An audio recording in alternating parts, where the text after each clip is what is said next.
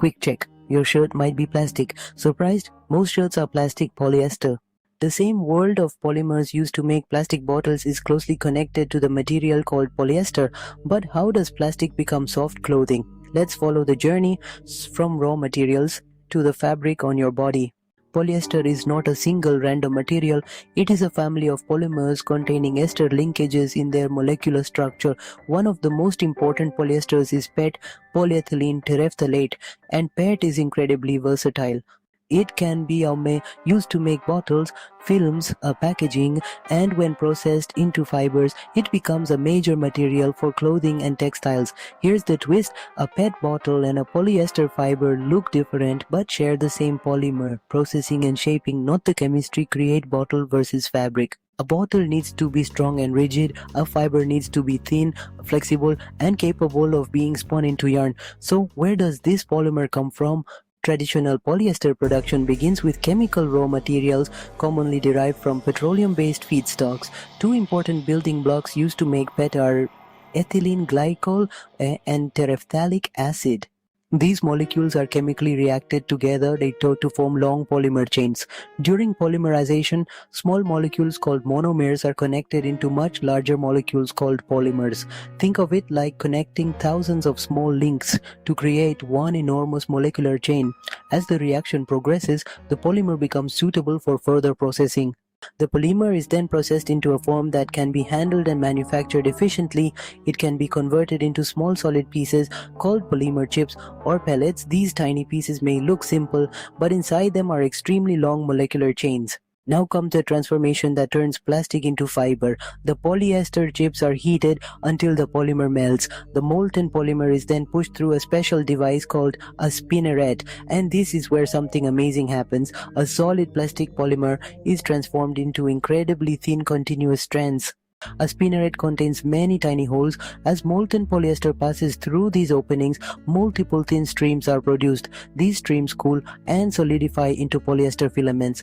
The diameter, shape, and processing conditions can be controlled to produce different fiber characteristics, but the fiber isn't finished yet. The newly formed filaments can be drawn, meaning they are stretched under controlled conditions. Why? Because stretching helps orient the polymer molecules along the fiber direction. That can significantly improve properties such as strength and dimensional stability. Now we have extremely thin polyester filaments, but clothing isn't normally made by simply throwing loose fibers together. These fibers are processed into forms suitable for textile manufacturing, including yarn. The yarn can then be woven or knitted into fabric, and finally that yarn becomes fabric. The same basic polymer that started as a chemical feedstock has now been transformed through multiple manufacturing stages into something soft enough to wear. Wait, what about plastic bottles? Now let's take this story one step further. What if the PET doesn't start from new raw materials? What if it starts as a used plastic bottle? That's where recycled polyester comes in. Used PET bottles can be collected, sorted, cleaned and processed. The bottles are then shredded into small pieces called flakes. These flakes can be further processed into recycled PET material. From there, the material can be converted into polyester fibers. Those fibers can eventually become yarn and textile products. So the journey can look like this: bottle to flakes, to recycled PET, to fiber, to yarn, to fabric. So why is polyester everywhere?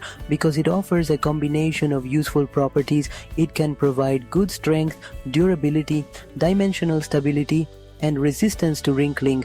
It can also be engineered into many different fiber form and fabric constructions, and compared with many natural fibers, polyester can be produced on a very large industrial scale. But polyester isn't perfect because it is a synthetic polymer. It does not behave like natural fibers at the end of its life, and washing synthetic textiles can release tiny fibers into wastewater. That's why recycling, textile design, waste management, and responsible manufacturing are becoming increasingly important. So the next time you see a polyester shirt, don't just see a piece of clothing.